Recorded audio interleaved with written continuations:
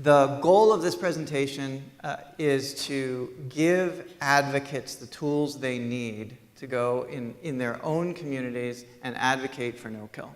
I say that at the beginning because a lot of times I'll get shelter directors or shelter managers that come into the presentation, and I just want to warn them that this may not be the best use of their time, because if they're already invested in becoming no-kill, then they don't really need to learn how advocates, use information to force them to be interested in becoming no-kill. So out of respect for shelter directors, who I think are amazing to be at this conference in the first place, I always warn people at the beginning that this isn't really the right topic for them if they're already invested, because this gives people the tools to create a political movement. And honestly, that's what we did in Austin. Back in 2004 and 2005, when, if you saw my opening, I talked about the match that lit this animal welfare movement within me. This was not something that was on anybody's agenda. When I first started in Austin, as I mentioned yesterday, the shelter killed 14,304 animals in 2005, and that was 40 animals a day, or one every 12 minutes the shelter was open to the public. 40 animals a day, including weekends and holidays, by the way. So that's not taking any days off. And when I first started advocating with others, I wasn't alone in this effort, but when we kind of found each other, there was no animal welfare group in the entire city who was interested or supportive. We had the local no-kill, a closed admission no-kill shelter, who was not interested in us becoming a no-kill city. We had a very large spay-neuter group, low-cost and free spay-neuter provider that was not interested in Austin becoming no-kill. The national ASPCA had an office. The ASPCA is a Manhattan organization. They have one small shelter in New York City, and they had an office in Austin whose job, it felt like to us, was to prevent Austin from becoming a no-kill city.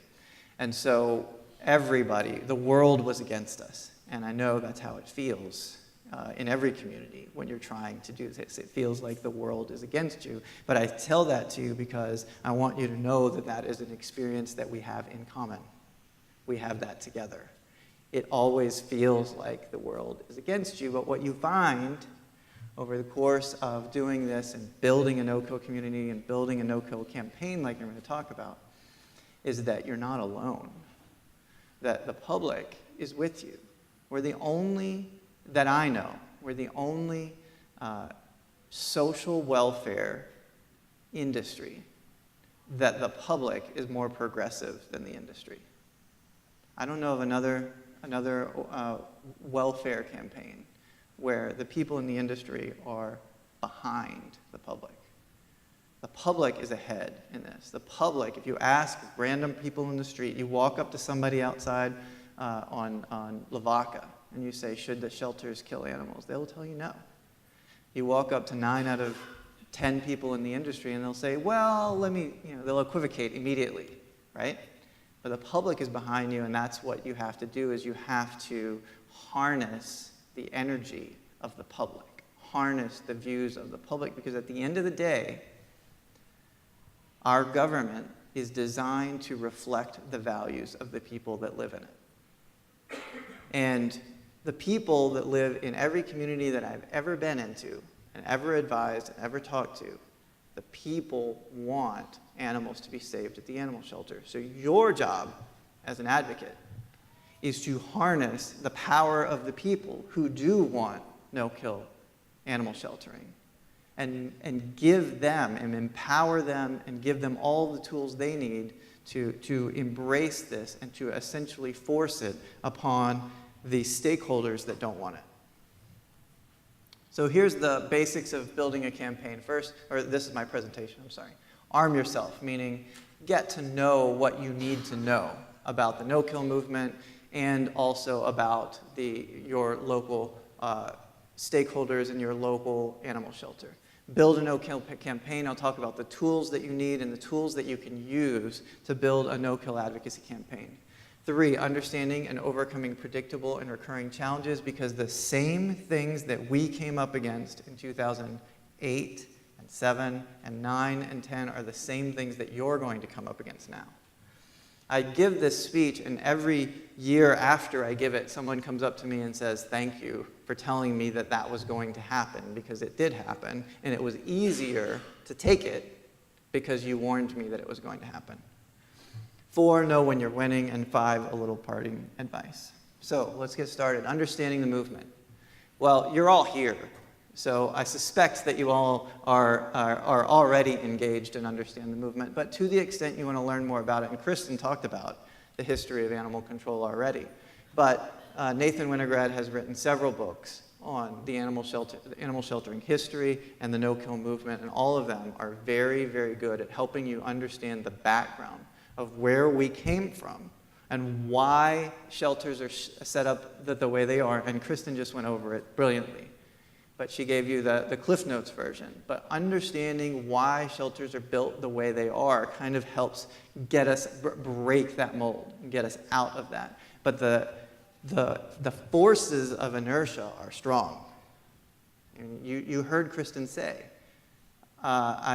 when faced with things that she had never faced before, her first reaction was to think in her head, well, I guess we're going to have to kill them. And that is because this whole industry was built upon the premise that we kill when things get hard, or we kill to make things easy. Maybe that's even a better way to say it. So understanding where we've come from as a movement and where we've come from as an industry to where we're going. Familiarize yourself with the no-kill successes. This is the most powerful knowledge that you can have. Well, there's 2. There's understanding the other organizations, so understanding Austin's success, understanding Reno's and Ithaca's success.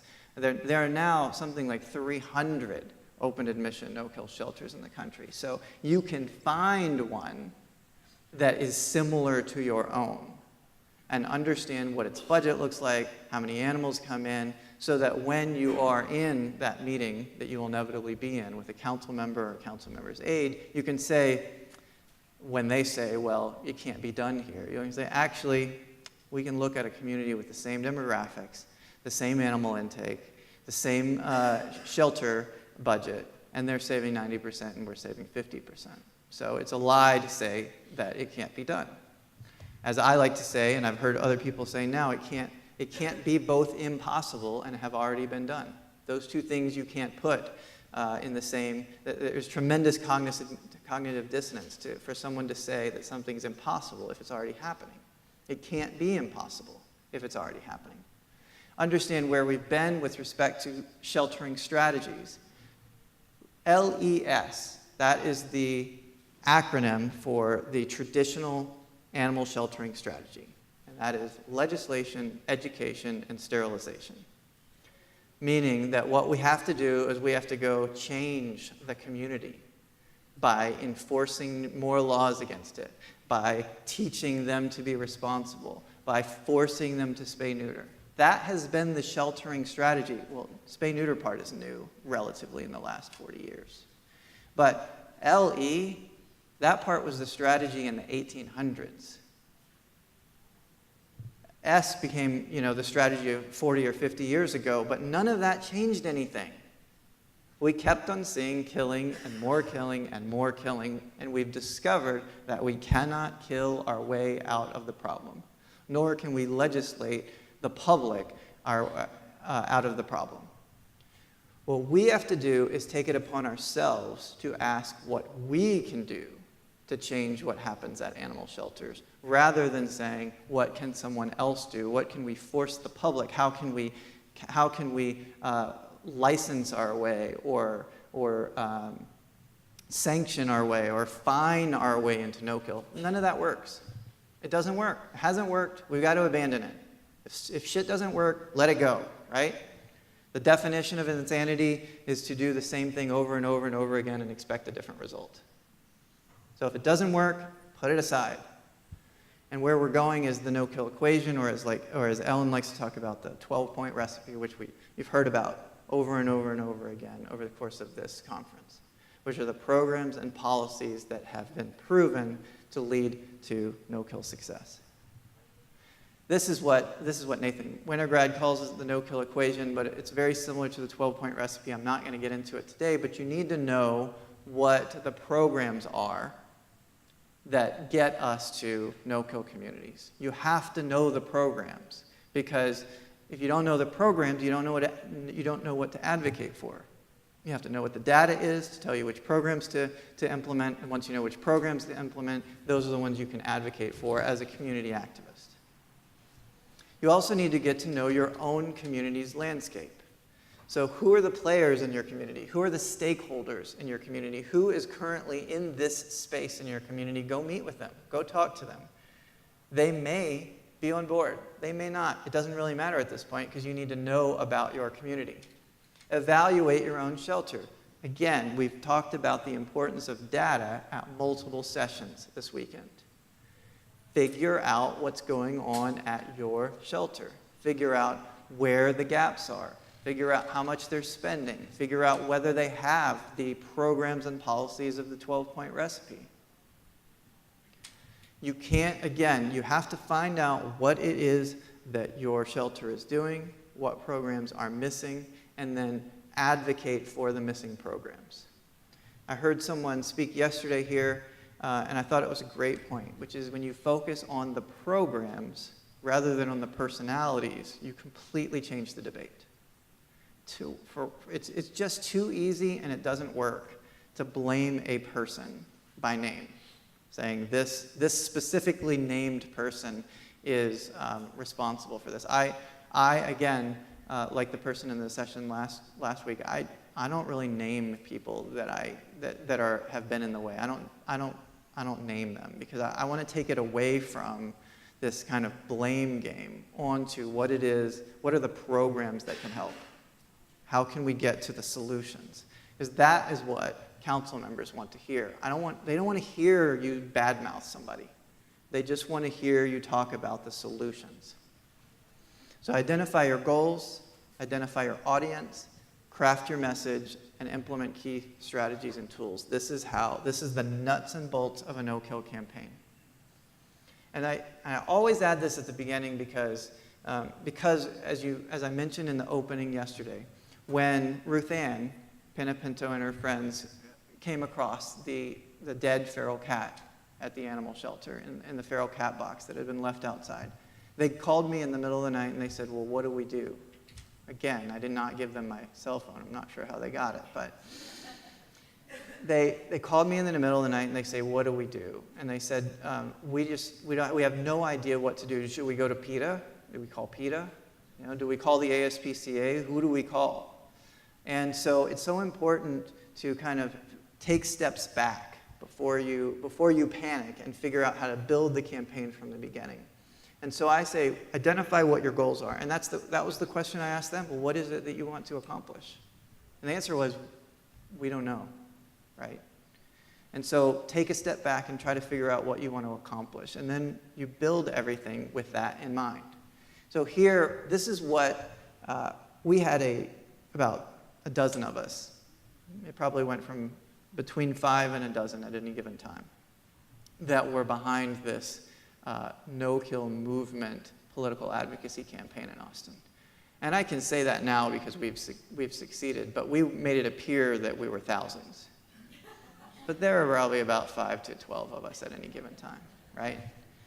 And we went to one of the guy's offices, Larry Tucker's office, and we forced ourselves to, over the course of a morning, come up with what it was that we wanted to accomplish. And this is what we came up with at the time. Become a no-kill community, which we arbitrarily defined as a 90% safe rate. We now do not believe that 90% is is no-kill. But at the time, we had to come up with something to shoot for. We're talking about 2005, right? We're talking about killing 14,000 animals. So we came up with this number. This number we made up, guys, in a conference room. I'm honored that it has become a standard, but that tells you that stuff, we made it up. It was an arbitrary number. I'm glad it's taken hold, but it was never intended to define a no-kill. We just had to figure out some way to define success to our city council members so that they had a goal to work towards. No-kill is not 95%. It is saving every treatable and healthy animal. That's it. Every treatable and healthy animal. That's what no-kill is. The problem was we had a shelter director with a 37% save rate who was saying she already was saving every savable animal. So that's why we had to come up with the arbitrary number. I think the number is more like 95, 96, 97, 98, maybe even 99%. But it's more than 90, but that's where that 90% came from. We also wanted to advocate for the rigorous implementation of the Nokill Equation. We wanted the city to adopt all of the programs and policies of that 12-point recipe that Ellen now talks about. We didn't know it was called that at the time, and the programs have morphed over time, but that's what we said. And we wanted to have new leadership if it became necessary. And it did. It absolutely did become necessary. But we wanted to give the current shelter director a chance, give her the tools that she needed to succeed, and if not, we wanted a new shelter manager. And then over time, we have sought to, probably not done as good of a job as we should, but we have sought to codify the changes so that in the future, if management changes, we don't ever fall backwards. Okay, so that's identifying your goals. And then you have to identify your audience. Who is it that you want to communicate to? And again, it's that same question that Ruth Ann and her friends asked. Who do we call? Do we call PETA? Do we call the news media? We have a friend in the news. Should we call the news media? And so it's important to know and to figure out and identify who your audience is, because that is how you craft your message. Figure out who needs to hear you. And there are two primary audiences for your no-kill advocacy, and that is those are the persons who can affect change, right? The people who can tomorrow go to their desks and make the changes that you need, and that is the shelter manager and the governing body of the shelter. So generally that's going to be a city council or county commission, but it could be a board of directors if the shelter is private.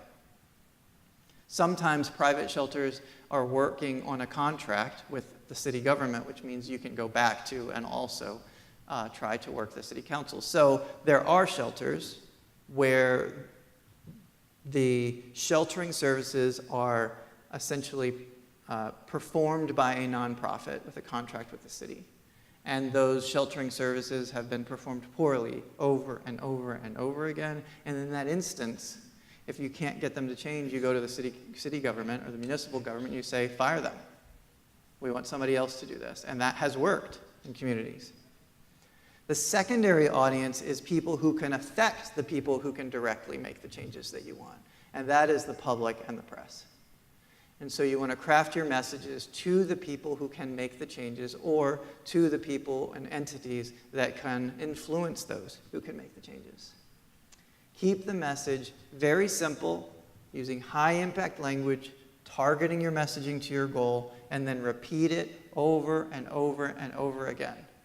One of the political experts that you'll see on television says, by the time that you are sick and tired of saying your talking points, they might be sticking in with your audience. You want to say the same thing over and over and over again. So a simple message. This is something that we used in an advertisement. Under the current shelter management, the city has killed more than 100,000 lost and homeless pets. It is a simple sentence. It can be said in 3 or 4 seconds, and we can say it over and over and over again until someone hears it. Use high-impact language, like I mentioned earlier. This decade, the city has killed 1 animal every 12 minutes. Simple facts, high-impact language, and I can say it in 2 seconds. Target your message to your goal. So we had what really pushed the no-kill movement in Austin was that back in 2007, the stakeholders all decided that we were going to close our right in the center of booming downtown Austin shelter and move it to the eastern edge of town, to the poorest community in Austin at the time, furthest away from downtown that you could be within the city limits.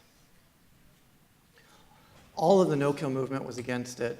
All of the current stakeholders were for it. They all lobbied against us. The ASPCA went up there at the city council meeting and said, if you build it, they will come. Doesn't matter where it is.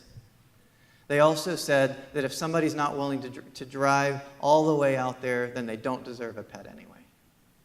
These were the messaging points of the other side. And we said, if the city moves the shelter, even more dogs and cats will die. You can say it in 3 seconds. You can say it over and over again. And I did. I can't tell you. I probably said that sentence 1,000 times.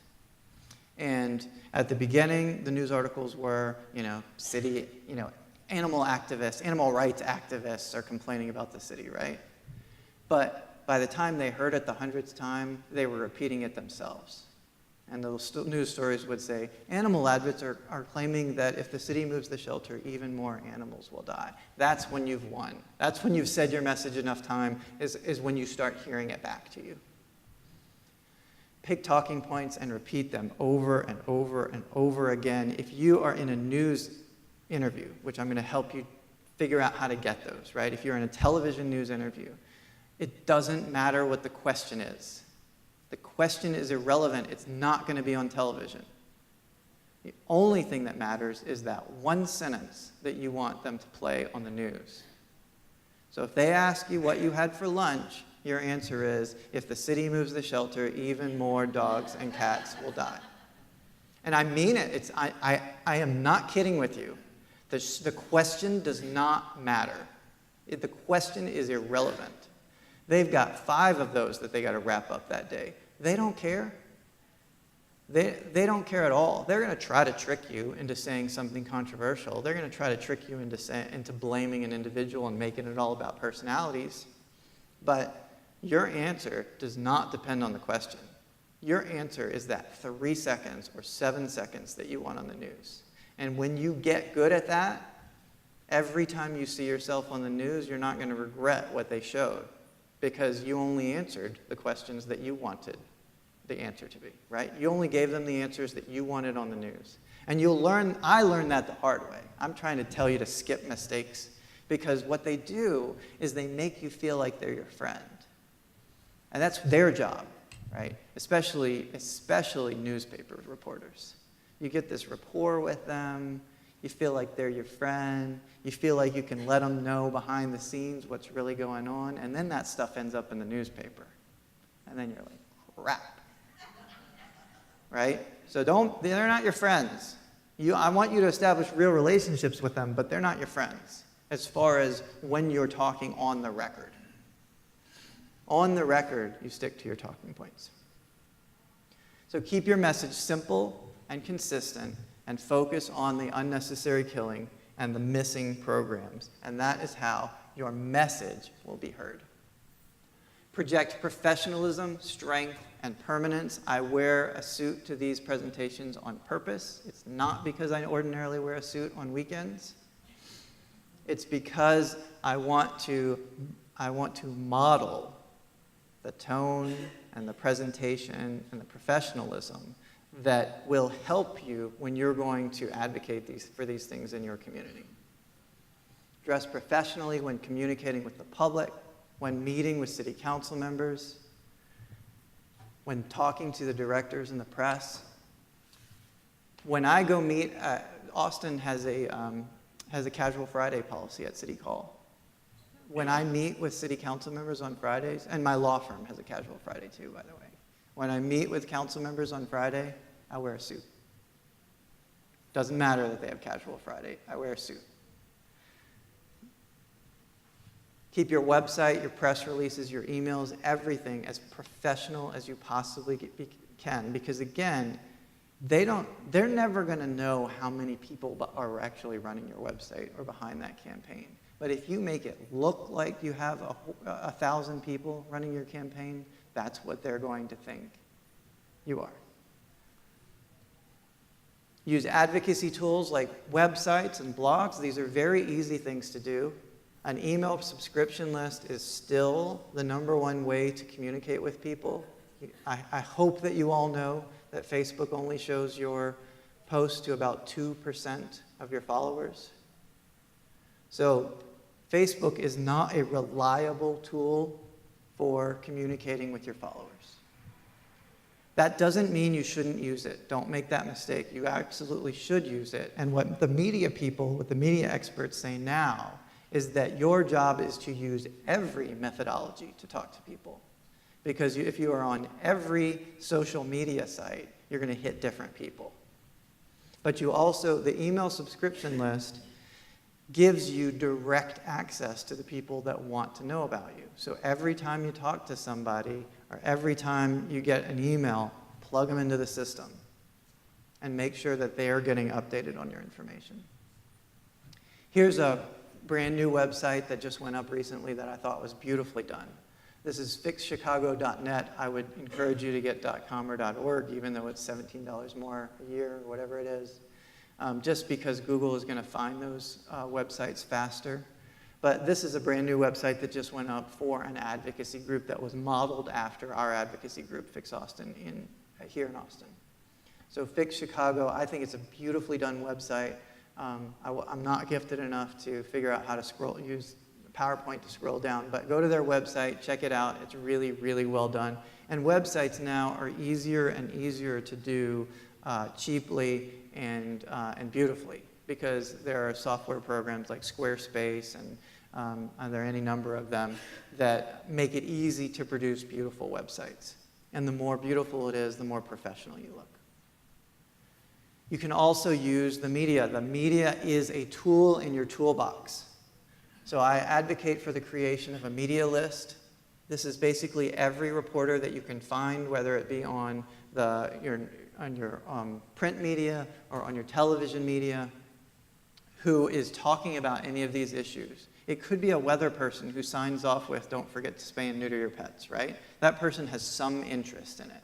So don't just limit it to people who are direct reporters. Bring it to everybody who might share your message. The other thing is, virtually every media company has an inbox email address of some sort that allows you to submit stories. And I just spoke to someone out in the hall yesterday who said, I heard your presentation last year, and the thing that has helped me most is knowing that there are inbox for stories. And so she now she provides the stories to the press. The press are just like everybody else.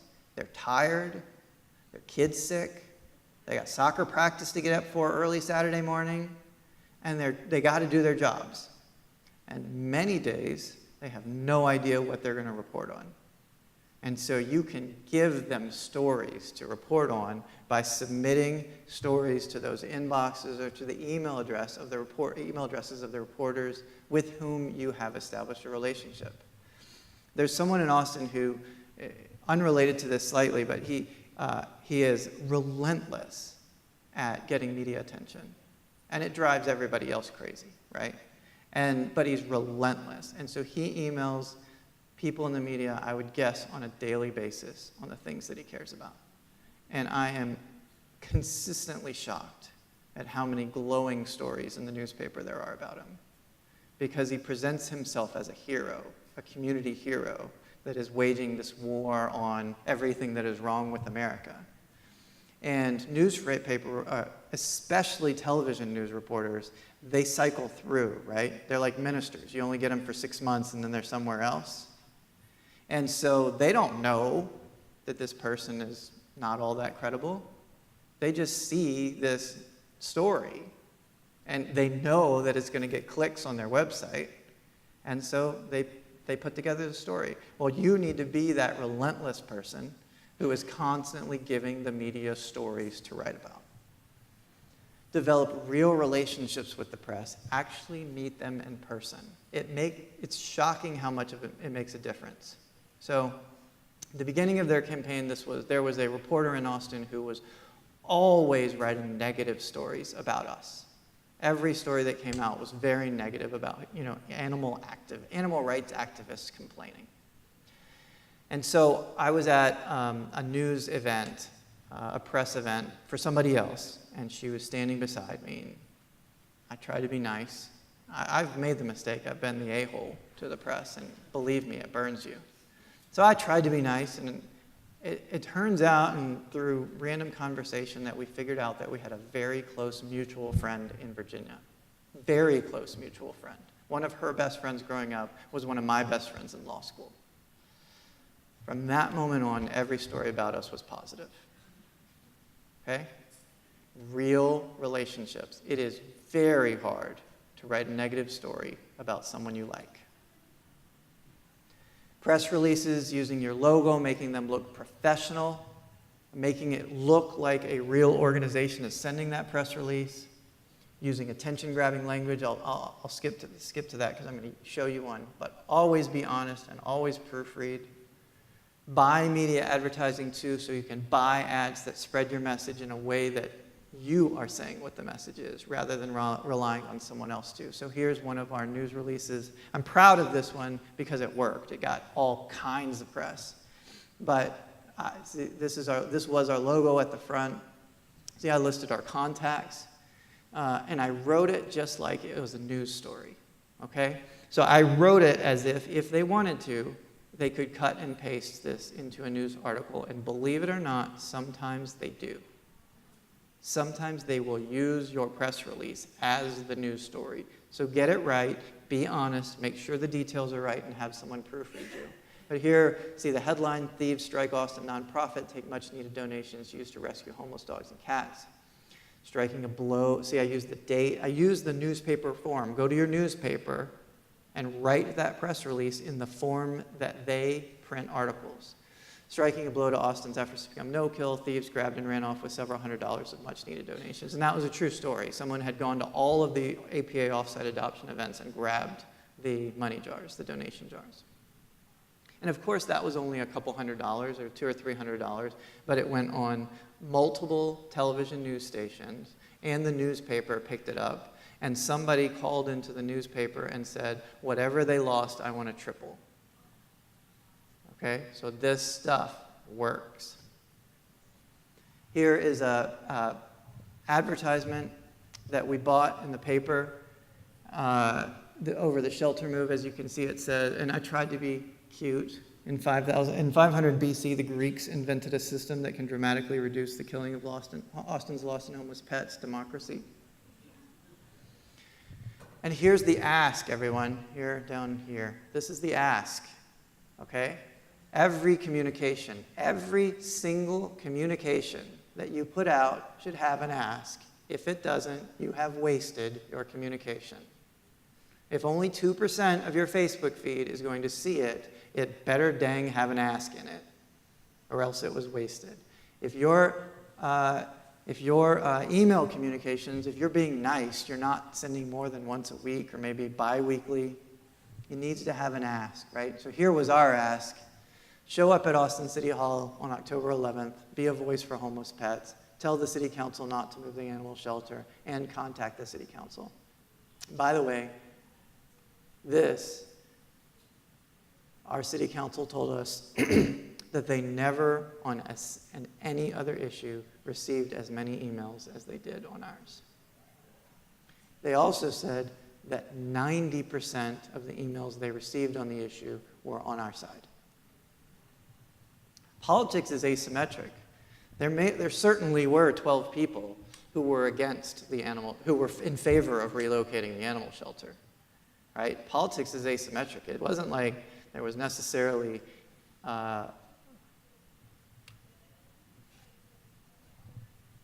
there were people on both sides of the issue, but we exploited politics to make it look like there weren't people on both sides of the issue. Now, I do believe that 90% of the public, probably more than that, wanted the shelter to remain downtown because it was stupidly obvious. But you can use the political tools to empower yourselves to drive the movement in the direction that you want it driven. There was another one, same thing. In the 1980s, Al Gore invented a device that can dramatically reduce the killing of homeless pets, the internet. Log on, visit fixaustin.org, and tell the city council not to relocate the shelter, and there again was our ask, okay? Now, this one arguably has too much text in it. You want your advertisements to have very little text. Otherwise, people will just skip over it. Nobody's going to read a big ad, right? So this probably should have been less in here. Probably should have been one sentence. So something cute that gets attention. Notice our logo right here. Something cute that gets attention, one sentence or two sentence ask, and then give them the information that they need. This, by the way, is called spot color. There are 3 things you can do in advertisements. 1 is black and white. It's the cheapest. 2 is color. It's the most expensive by a long shot. And 3 is spot color, which means they add 1 color. Okay, so this was what we did to kind of get in the middle of the pricing. Second thing about the newspaper is that there are discounts for nonprofits, often for nonprofits and political groups. Figure out which one of those 2 discounts is the cheapest and say you're that kind, okay? Third thing about political advertisements is that sometimes media buyers pull out at the last second. And newspapers are left scrambling trying to fill space. And so what we did in Austin is we went to the Austin American-Statesman, and at the time, I'm sure it's more now, it was $30,000 to buy a full-page ad. And we said to them, we will give you $7,000, and here's the ad, and run it whenever you have space, whenever somebody pulls, okay? So we got a $30,000 ad for $7,000. And when it ran, the community flipped out, and the city management flipped out, because we bought a full, this one, by the way, this isn't our weekly, this was much, much cheaper. The weekly newspapers are much, much cheaper.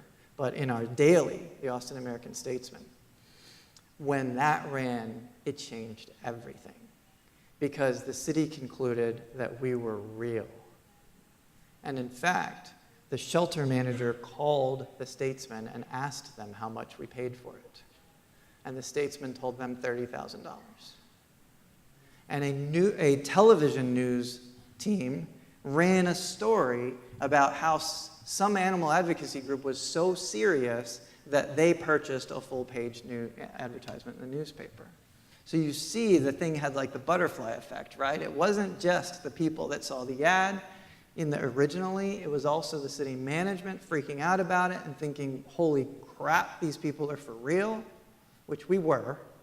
We were just much smaller than they thought and much poorer than they thought. I got an email from somebody on the other side who worked with one of the groups that was against us, saying, obviously you guys have unlimited funds, and so I hope that you'll stay involved in animal welfare after the shelter relocation move is over. We did not have unlimited funds. What we did is we used them in a way to make it appear that we had unlimited funds. And we were constantly trying to, again, manipulate the system to make it look like we were rich, and make it look like we were powerful, and make it look like we were massive. One of the things I don't ever do is have protests, because I don't know who's going to show up.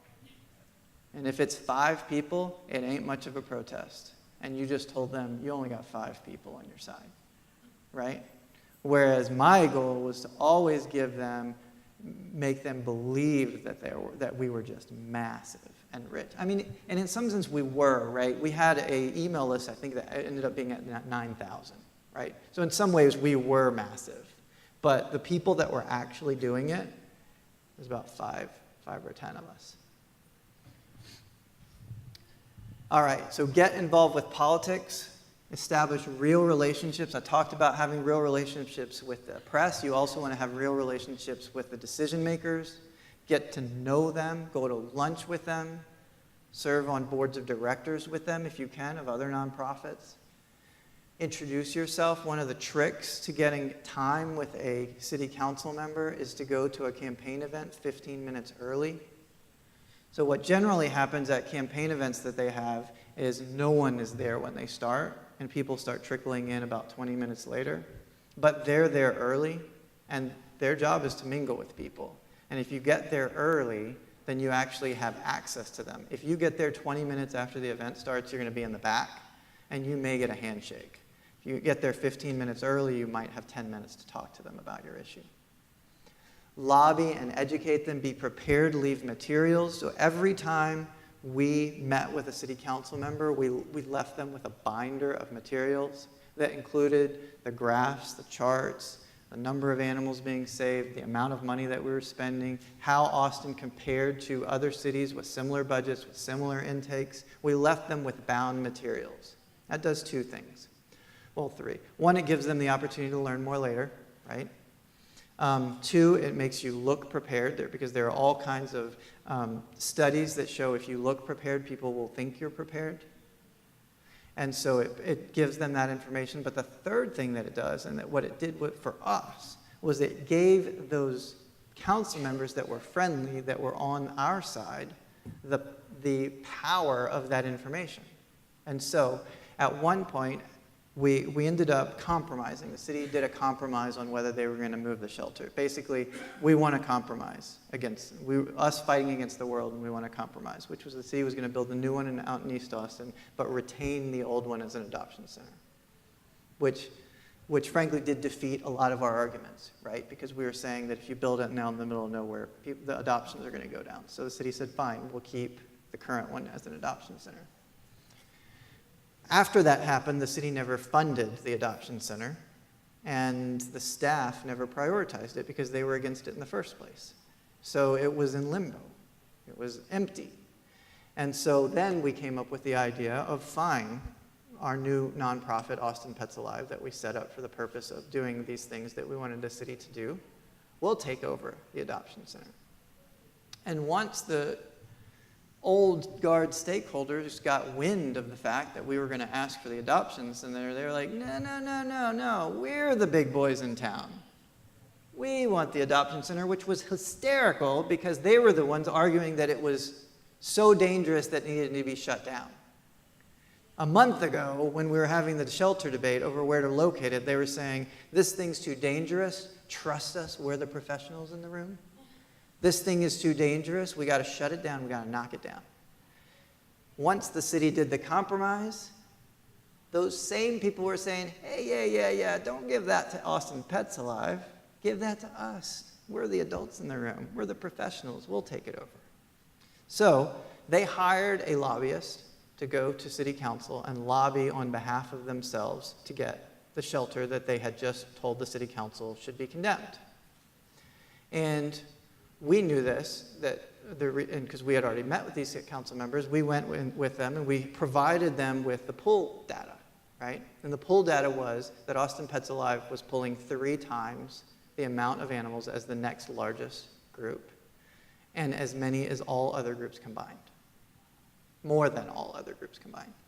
So we had already met with council members and given them that hard information in our bound materials. And so when that lobbyist went in and said, my client, this other stakeholder, is the real professional in the room, and we're the most important partner, so we deserve to get the shelter that we just said should be condemned.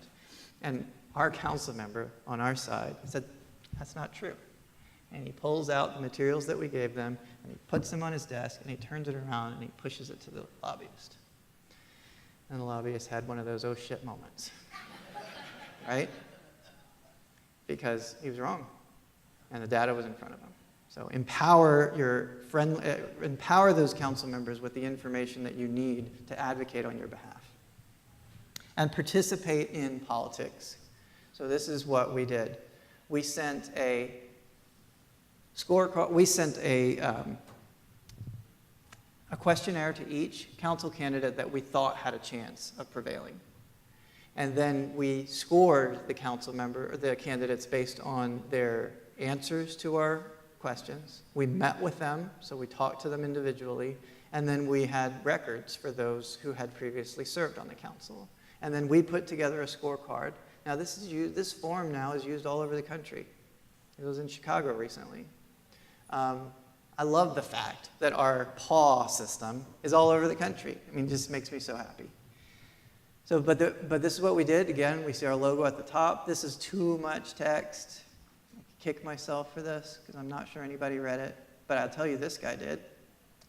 This was the person running for mayor, and he was council member at the time. But we gave him 3.5 paws.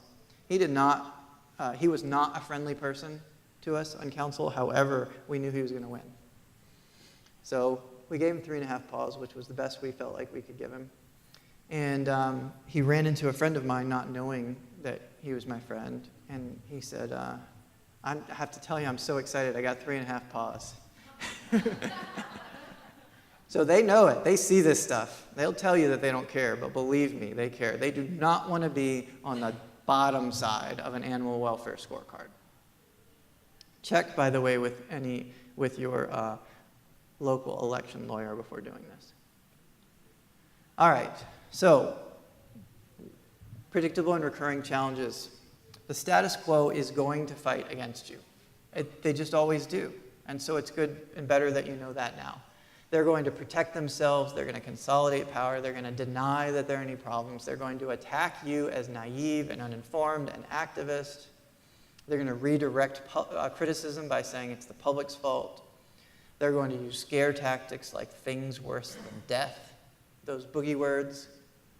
They're going to claim credit when things do go well, and they're going to deflect the blame when things go poorly. This is their job, by the way. There's no hard feelings here.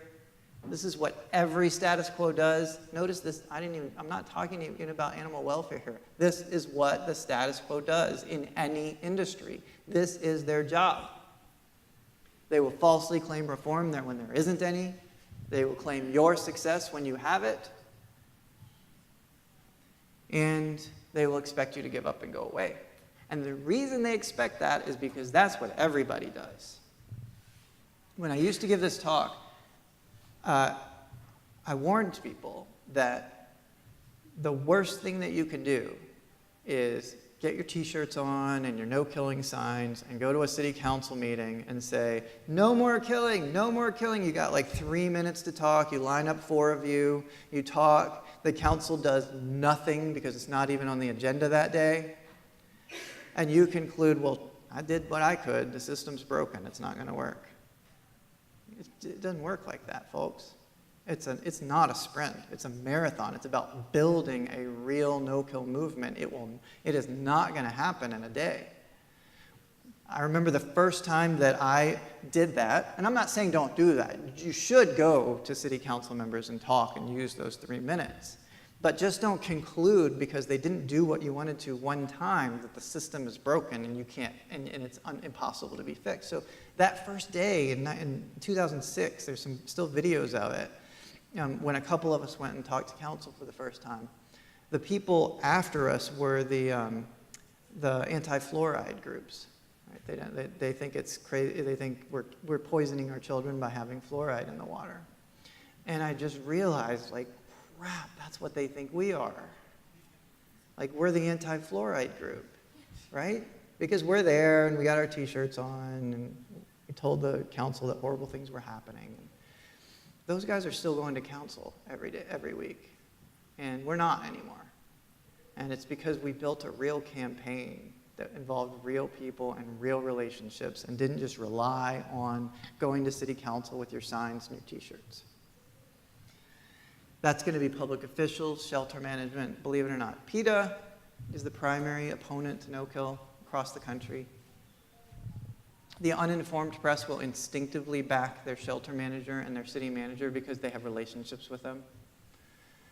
But the animal welfare stakeholders often in any community, like the humane societies and the SPCAs, are built on the old model, folks. They're built on the model that Kristen talked about, and they were against us. Public, however, was with us. I talked about that earlier. The public is ahead of the animal welfare industry. So is American Pets Alive now, the Nokill Advocacy Center, and Nathan Winograd, Maddie's Fund's best friends. The sympathetic press, once you get to know somebody and talk to them and explain to them, they'll be on your side. And you're among friends here. You know, there are 500 of us at this conference. You know, we're with you. and the public is with you. You've just got to work hard enough and strong enough so that the people who can affect change understand that the public is with you. It will be a battle. It will take time. It will not happen overnight. But the system is built to give you the power to change everything. I was a public policy and political science major in college, so this stuff is kind of instinctive to me.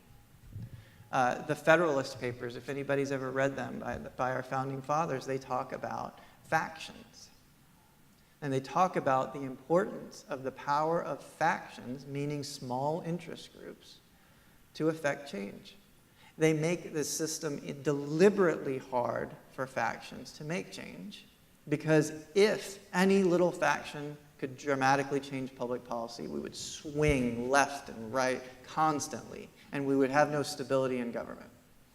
But those factions, it is also built so that the factions can build up enough of a movement and enough power and enough influence so that eventually they can make the change. So know that the fact that it is hard but possible is deliberately built into the system, and knowing that in advance will make it so much easier to deal with the consequences of a system that is hard to change. Always take the high road. Always take the high road. Again, I'm telling you mistakes I've made.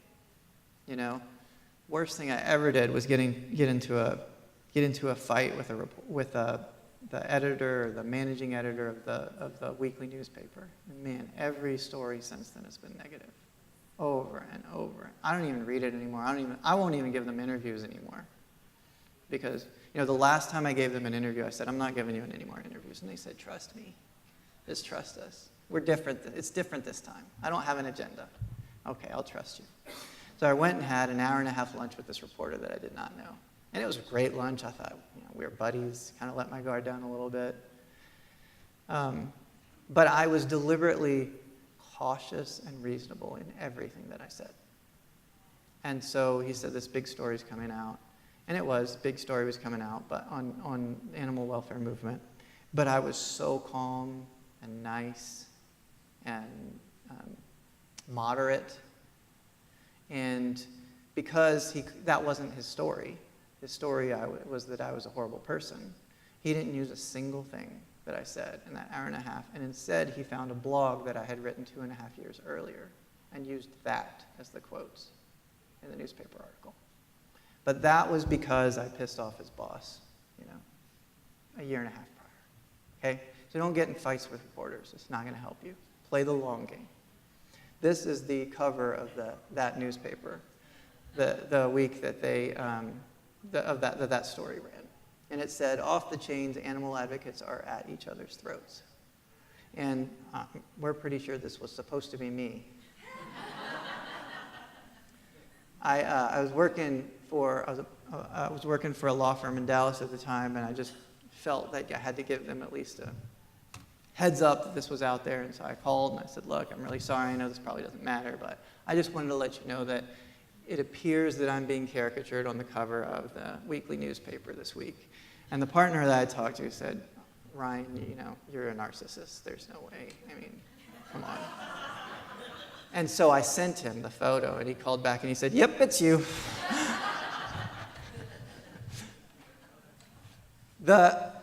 The article, however, even though this is probably, was supposed to be me, the article was about how horrible of a person Ellen Jefferson is, the whole thing. There was that one quote from me from a blog 2.5 years previously, but the whole article was about how horrible of a human being Dr. Jefferson is. This newspaper, by the way, for the last 7 or 8 years has named Dr. Jefferson the best advocate in the city. So who knows? And they still write nasty articles about Nokill. I think one's being written right now. Understanding and overcoming predictable challenges. So let's go through a couple of talking points. They're going to say it's really just pet overpopulation, and we're going to say no. The math we know now says that there are far more than enough homes becoming available for animals every year than there are animals entering shelters. This is Maddie's Fund and HSUS data. This is American Veterinary Medical Association data. We know this for a fact now, that there are something like 7 to 10 times more people acquiring a pet every year than there are animals entering shelters. We do not have a pet overpopulation problem. That is not why we're killing animals. We're killing animals because we are not participating in the marketplace for animals. If all the shelter has to do is break from something like 15% of market share to a 25% of market share, and then all the animals go out alive. It's all about participation in the market, which is why you've seen so many other conference presentations on marketing and adoptions and off-site adoptions. It's about getting the animals to the people who are going to acquire one somewhere, and you want it to be yours. They're going to say it's the irresponsible public's fault. And what I say is that sounds a whole lot like an excuse and not a strategy. I loved what I think it was Ellen said. It's not your fault, but it is your problem. Okay? So it could very well be that the public is at fault, but it doesn't really matter if we draw the line in the sand and we say that as far as the animals that come into the shelter, they belong to us now. They're our pets. And I was struck by something that Kristen talked about earlier, just now, that she embraces and publicizes the worst cases. And I really loved that, because how can we expect the public to not treat their animals like trash if we treat them like trash? Which is what shelters have traditionally done. We have to model the behavior that we want the public to engage and to take, right?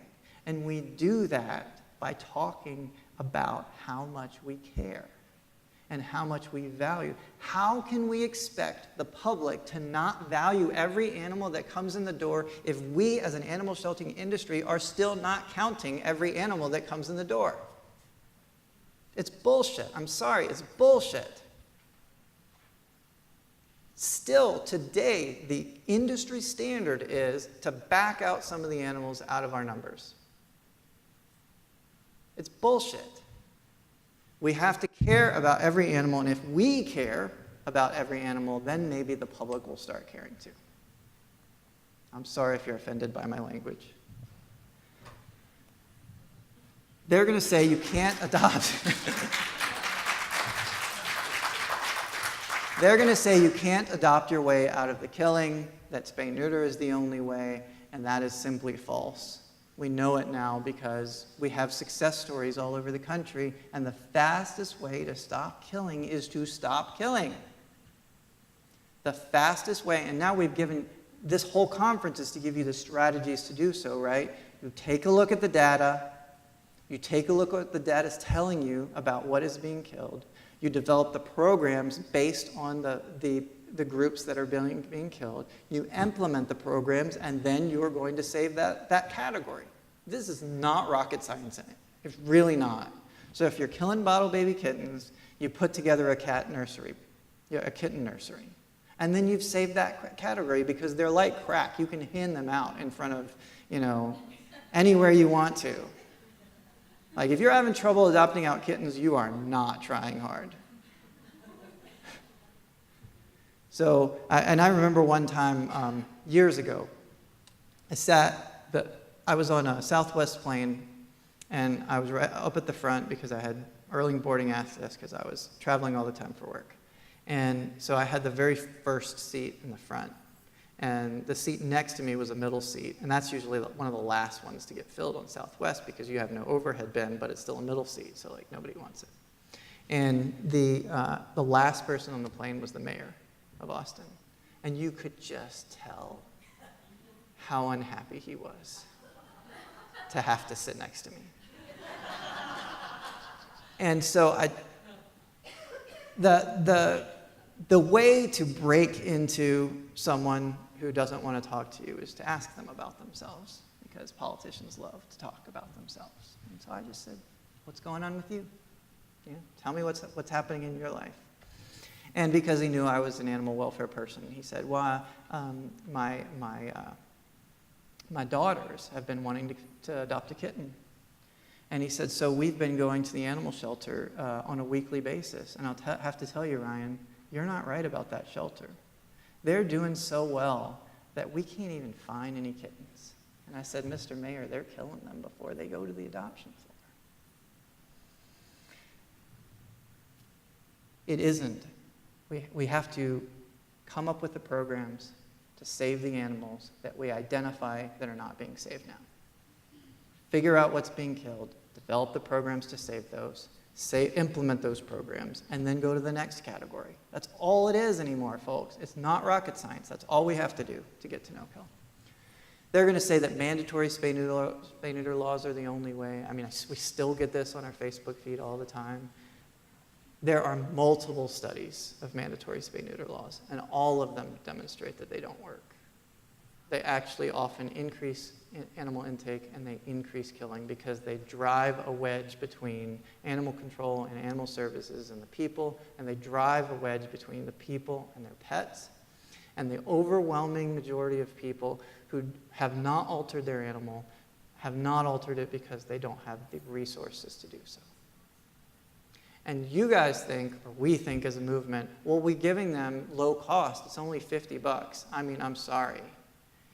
The vast majority of people who are not altering their pets cannot hand over $50 to you. They also can't take the day off work to go sit in a low-cost animal clinic because that's another $150 you just cost them, or $200 you just cost them for not being able to work a day. And also, if they can't do that and they have a spouse, they only have one car. And the car is going with the spouse that can go get the animal, or the spouse who's going to work, who can pay the bills to pay for their kids' food. We have mobility problems, we have access problems, we have financial problems. Those are the things that drive the lack of alteration, not the irresponsibility of the public. They're going to say no-kill is too expensive, and you're going to say no. We know now that there's no correlation between a shelter's budget and its save rate. Poor shelters have achieved no-kill, and rich shelters have miserably failed. They're going to say it can't work in our community. God, this is the number one thing I hear. Number one thing, well, we're different, right? I mean, I heard it yesterday from somebody here. Well, you know, that might work in Lubbock, but it's crazy. There isn't a community category that we don't have a no-kill shelter in. We have them in every community category. And blaming the public is never going to solve the problem. And I mean, how dare they blame your public? To me, I turn it on them. Oh, really? You know, you really think Tompkins County, New York is more progressive than we are? You really think so? You really think Charlottesville, Virginia is more progressive than we are? Reno, Nevada. You really think those people are just more responsible than we are, right? I mean, way to trash your own citizens. But that's what they love to do. The ASPCA did an analysis of Austin when we were early in the stages of fighting. I'm not kidding you, people. They had something called a 20,000-foot view of Austin that they printed. This is an actual print. And it said the reason that the barriers to success in Austin were twofold. One, the no-kill activists, and two, the Hispanic community. Right? Race is embedded in the excuses that shelters make to kill. And I will say, how dare them? How dare them say that my community is worse than these other communities? They're going to say, how could you? These shelter employees work so hard every day to save lives. We heard that yesterday too. And just look, take it away from the people. Give side-by-side comparisons of your shelter and other shelters that are successful. Stick to the programs that are absent instead of worrying about the people who are implementing them. Become a power player. Spend money. Meet people. Engage. Stick around. It is those who don't quit who win. This is a long game, not a short game. If you're somebody who has relationships with the city council members. I mean, we went from, they wouldn't meet with us. They sent us to their staff members, right? That's what they did at first, and that's normal. You know, the city council member is too busy, is too full this week, schedule is full, however, a staff member will meet with you, and they give you about 20 minutes, just so you know. We went from there towards now when they text me when they have questions about issues, right? I can call most of them on a weekend. I like to say that you have failed to develop the relationships that you need if you run into a council member in the grocery store and they don't stop to say hello to your kid. Okay? That's the level of relationship that your goal is to develop with the decision makers. They're going to say happy birthday on your Facebook feed. They're going to stop and say hello after church. That's real relationships, not fake ones, not pretend ones. And the cool thing about real relationships is that's when they begin to want help. I don't like advocacy as a tool to shame people. I like advocacy as a tool to empower people. That's what I believe advocacy's goal is.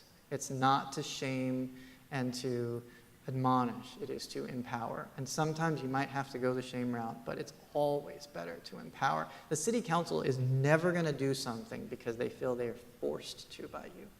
They're going to do it when they want to make the decision. And so it's your goal to try to make them want to make the decision.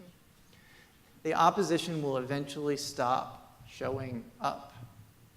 So the city of Austin thought that they could take us out one time, many times really, but they thought that they could take us out. And so they organized the shelter manager and all of the other stakeholders who were against us, organized a public debate. I don't know why they thought that was a good idea, but they thought that was a good idea, that they were going to organize a public debate. And of course, as Billy knows, because he's heard this story, I said, bring it on, right? Bring it on. And so we bought ads, we were all over social media, we sent multiple emails to our distribution list saying, here's the time, here's the place, here's the subject, go advocate for Nokill. So, the city and the stakeholders are now terrified because they've seen all of the attention that we have given to this public debate that they have put on. And so on the way there, they text each other, don't go. Don't go. So all of the stakeholders that had put on the event pull out. But the city's forced to go. They're the city. They have no choice. They can't not go to their own event. So they go, and there's about 150 people there. I was out of town, unfortunately. About 150 people there. And they're just giving the city official hell. I mean, they're just giving him hell. And he wants to talk about like community input and how, public process, and they're just giving him hell. And so he tries to close the meeting after like 30 or 45 minutes. And he's like, okay, well, thank you. I appreciate your input. And people start chanting, let's vote. We want to vote. And he says, no, we don't need a vote. This is just public dialogue. This is important of the process. And a professor at UT stands up and said, here's what you don't understand. You work for us, not the other way around. And we're going to have a vote. And the guy caves. He says, okay, we'll have a vote about Nokill. And it was 150 to 0. That was the vote at the meeting that the city put on, attempting to kill us. 150 to 0. And one of the council members' aides was at that meeting. And she called her council member on the way home on her cell phone and said, Laura, it's time. It's time for us to do this. And Laura Morrison, Mike Martinez on the council took it on, put it in front of the council, and got it passed. The movement's going to pass you up. You also know that you've succeeded when nobody remembers your name anymore, because it's too big. It's too important. I get a lot of credit, some undeservedly, at this conference and other conferences, but the truth of the matter is, you talk to 1,000 people on the street in Austin, there's not a single one that's going to know my name or have ever heard of me or even know that there was a battle over Nokill. It's gone. The train has left the station. We are Nokill. That's what our community wants. That's what our community is going to get. We don't fight over it anymore. And they have no idea how it was that we got here. And that's one of the reasons that in my opening I talk about those early days, is because you can't tell our story and pretend that those early days weren't a part of it. You can't learn our story if you pretend that those early days didn't happen. You can't model our story, you can't learn our story, you can't become what we've become without understanding where we came from. And so that's why I think that it is so important that we shed light on the reality. And, Kristen talked about transparency. Transparency in every way, and that's one of the goals and the principles of this conference too. Total transparency. You want to know what we did wrong? We're going to tell you. You want to know what we did right? We'll tell you that too. You want to know the mistakes we made? We'll tell you. You want to know the ugly days? We'll tell you. And it wasn't easy. It wasn't easy. It was hard. And it's been easier, I think, for every community since us, because I think that Austin was a tipping point in this movement. And I think every other community has had it a little easier, and I'm sure that the communities before us had it harder. But you should never come out of this conference thinking that this was an easy thing to do. It wasn't. It was real hard. It was hard on us personally. It was hard being caricatured on the front page of the newspaper. I look back at it now and I love it. In fact, I emailed them and asked them if I could get a printed poster of the cover of that, and they did not email me back. The daily newspaper called us out by name. I had some slides that I forgot to put in here where the newspaper just bashed us. I mean, there was one headline that said, if the dogs knew who their advocates were, they would run. Bashed us by name of our organization, by my name, by Ellen's name. I had to, at the advice of a lot of professionals, I had to upgrade the security system in my house. All of us had to put up no trespassing signs in our yards. Somebody even said that she saw animal control going up and down in front of her house.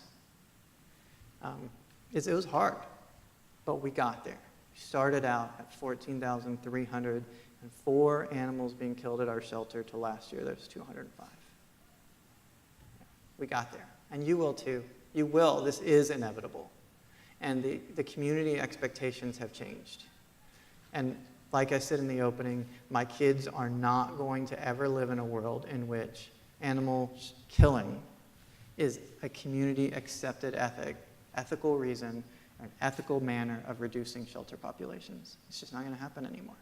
And so if you're at a shelter right now, if you are one of the brave people who came to this presentation, who is at a shelter, who's not at Nokill, look, here's your chance. This is your chance to make it. This is your chance to do it, because otherwise, I'm just being honest with you, there's a big pile of former shelter directors that did not embrace Nokill. Former shelter directors. There's a big pile of them, and don't put your name on the list. Embrace it. The movement will become far bigger than you. It will pass you by, and you will not get credit. You're not going to get credit, and so that can't be what this is about for you. No-kill starts with you. Stop waiting for somebody else to take the lead. Stop thinking, well, if only somebody would do this, because there's no one, this is a paraphrase of Dr. Jefferson. She said, there's no one who's going to care about your issue as much as you do. So you have to take it on. You have to say, this is my issue. You have to be the one that says, I am willing to take on this cause. I am willing to shield others from the arrows. I am willing to be that person who is caricatured on the front page of the newspaper. You don't have to be powerful and rich. You just have to appear powerful and rich. And you do that by working hard, relentlessly, staying organized, and never giving up. Success goes to those who work hard enough, long enough, smart enough that you can survive them. You can wear them down. You can every single one of those animal welfare stakeholders who were against no-kill are no longer in their positions. Because that's one of the advantages you have as an advocate, is that shelter directors come and go, but that's your community. And you can be the one who harnesses that community. Martin Luther King said, we must combine the toughness of the serpent and the softness of the dove. A tough mind and a tender heart. And I think nothing more than that embodies the no-kill movement. We have to be hard, we have to be tough, we have to be smart, we have to be organized. But at the end of the day, it's about compassion, and it's about doing the right thing for animals. So that's what I got for you today. I hope you enjoyed that. I hope that it was helpful.